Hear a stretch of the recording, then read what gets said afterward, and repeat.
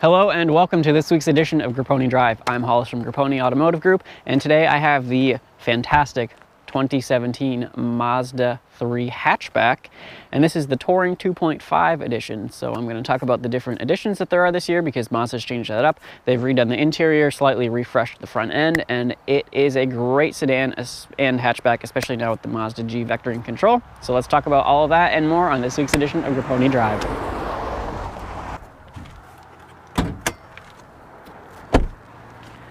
There are two different engine choices available in this year's Mazda 3. We have a 2-liter 4-cylinder Mazda i-ACTIV engine that's 155 horse, mated to either the manual or automatic. And then we have the available 2.5-liter 4-cylinder i-ACTIV Mazda engine, which is a much more powerful unit. We have 184 horsepower, 185 pound-feet of torque, and again, it can be mated to either the manual or the automatic. It's a 6-speed manual, which is what we have today, so I'm very excited to drive that around. I love driving manual cars. They're very enjoyable, and Mazda has made this vehicle even more enjoyable to drive this year. We're going to get around 25 miles per gallon in the city, 33 on the highway. So it's a very economical vehicle. It's a hatchback, so you can have the economy of that, the versatility, throw everything in the back. So let's see what the interior has to offer, because it's a very nice place to be, and then give it a drive, see how it goes.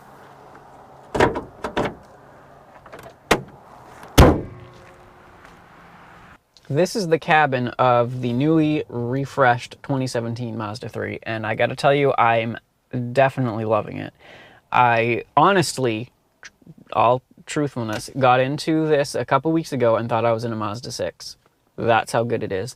And it's a testament to how great Mazda's interiors have become.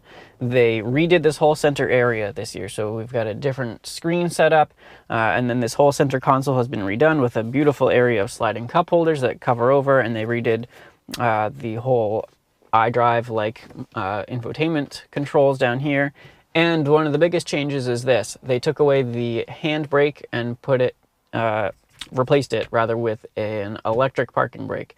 I don't mind that. It works fine for me. I know some people are going to be upset about that, but it does its job perfectly, and it makes this a much more open area. The cup holders are bigger, the console's bigger. It just frees it up and makes it look a lot nicer.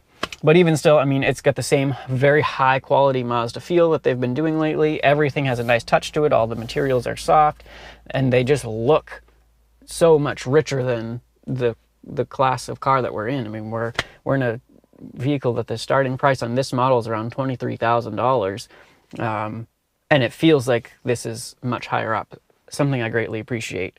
So we have the Touring 2.5. There's one level above this, the Grand Touring, and you can add even more things onto that, things such as a newly available heated steering wheel, which is really awesome. I never expected that to come down into a class like this. So that's an option that would be right here. We do have heated seats though still. We have dual zone climate control, automatic headlights, automatic wipers, the moonroof, the leatherette seating, it's power driver seat. If you get the Grand Touring, it is real leather and it's really nice too.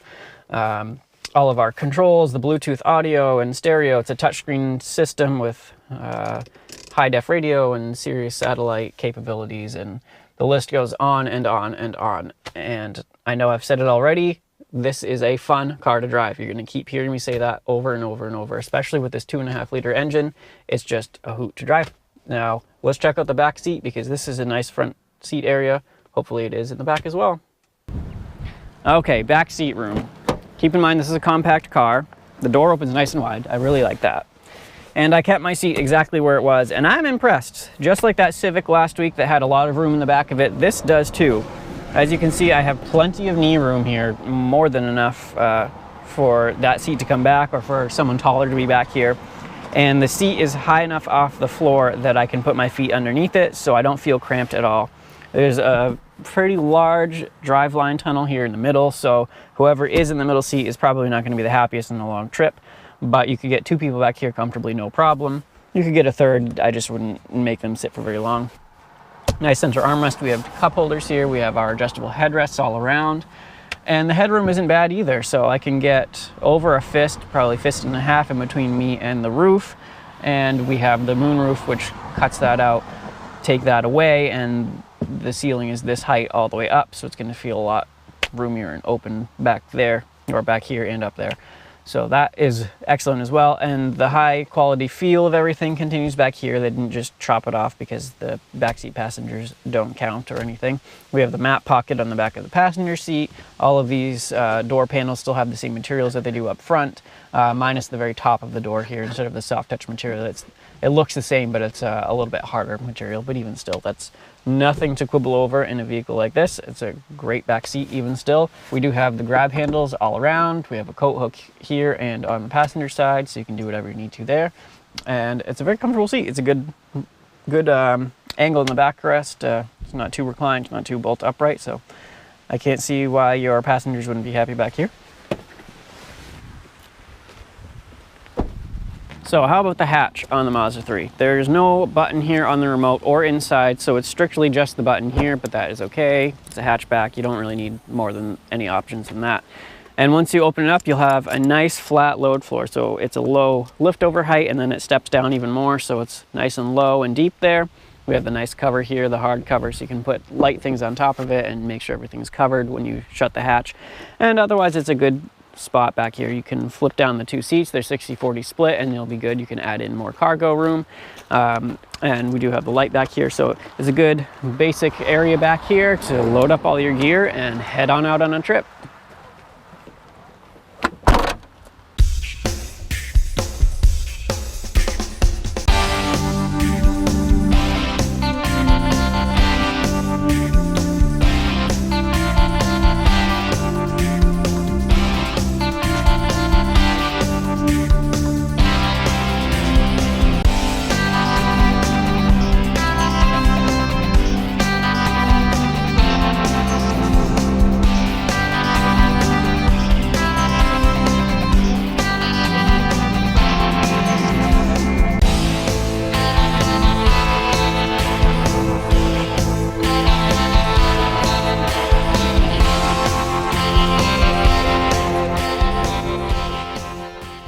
Like I said a few times already, the Mazda 3 is a fun to drive vehicle.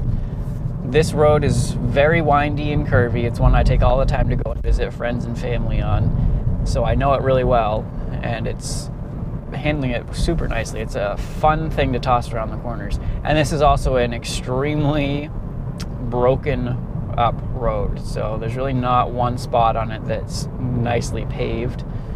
And amazingly enough, it feels like I keep coming back to it, a more premium car than it is. It's going over those bumps super nicely, hiding them really well.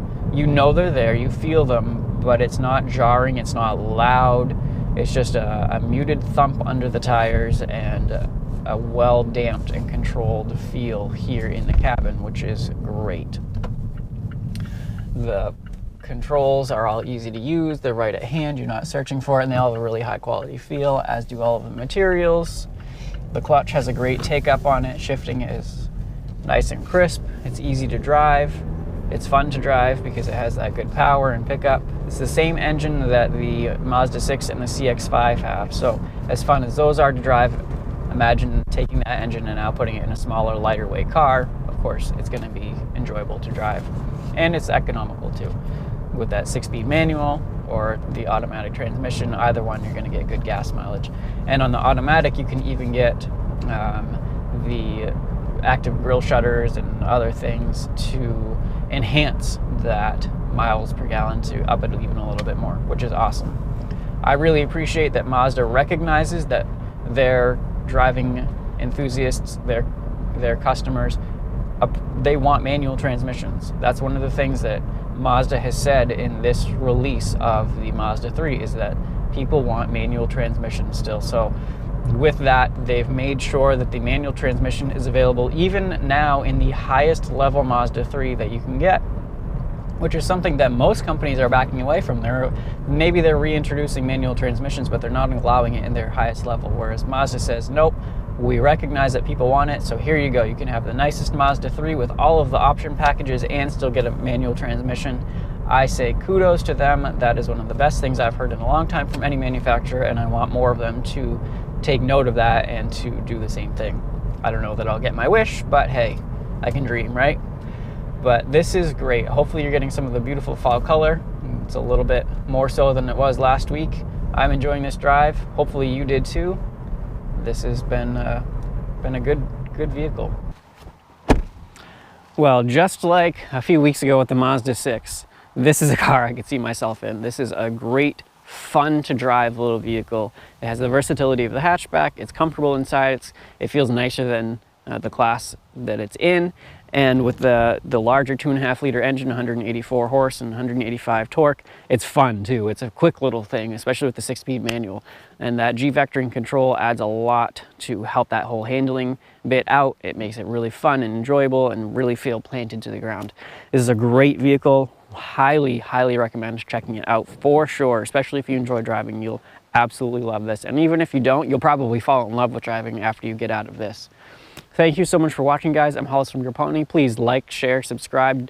Anything that you can do to help us out is the better. You know, I always read the comments, so feel free to leave anything there, and I'll catch you next week. Thanks for watching.